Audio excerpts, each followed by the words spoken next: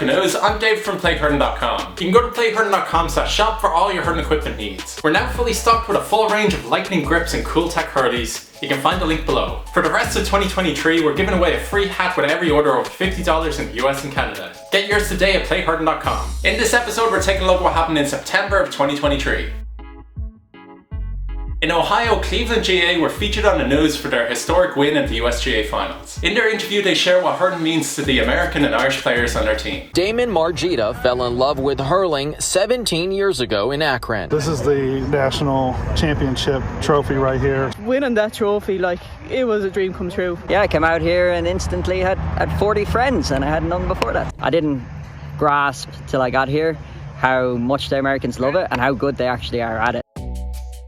In Montana, Butte Wolfe Hurling Club hosted the third annual draft tournament. During this unique tournament, players are randomly drafted into teams for full 15-a-side matches. The tournament concluded with a Poc Fada competition over the hills of Montana in a similar style to the All-Ireland Poc Fada Championships. You know, the heart and soul of Ireland is hurling. We brag every year on the 17th that we are the most Irish city in Montana. For us not to embrace and learn about this sport, it's a little sad if we don't. I grew up playing basketball, but when I started playing hurling, it just changed everything. I mean, I'm 3,500 miles away from Ireland, but I'm only a couple of feet away from hurling. I mean, it's amazing.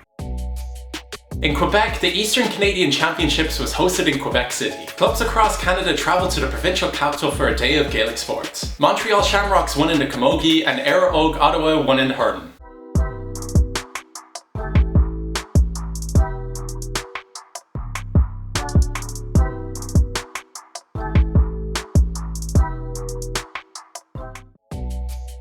In Ontario, the Toronto GAA Finals were held at the beginning of September. In the senior camogie final, Lakela won for the 5th time in a row. And in the senior hurling final, Coola Sarsfield won for the 2nd year in a row.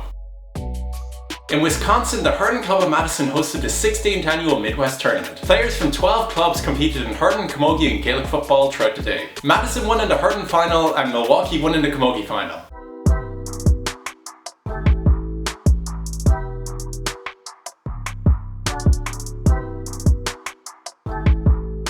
Next year's Midwest Tournament will be held on September 14, 2024. In Michigan, Detroit Harps hosted the 2nd annual Great Lakes Tournament. Youth teams from Chicago, Cleveland and Toronto participated in this under 8 to under 16 tournament. For our new segment, Give This Person a Hurl, here's a field hockey player in England showing some camogie potential. Hi, I'm Mihí Grindle and I'm doing baseline challenge. Give this person a hurl. For our other segment, They Gave Them a Hurl, here's the USA women's rugby team trying camogie for the first time.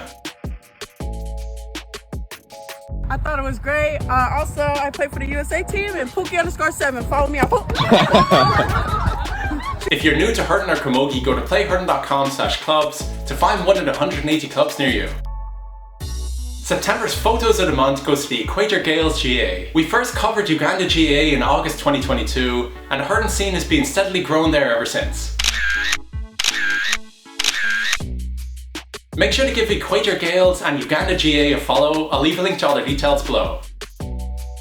September's Video of the Month goes to Nisha Waldron for his coaching and hurling skills videos. Nisha founded the University of Montana Hurling Club and is currently the Games Development Officer for Dublin GAA and a reporter for Newark TG Carter. Today we're going to do hand passing, but we're going to be hand passing with both hands.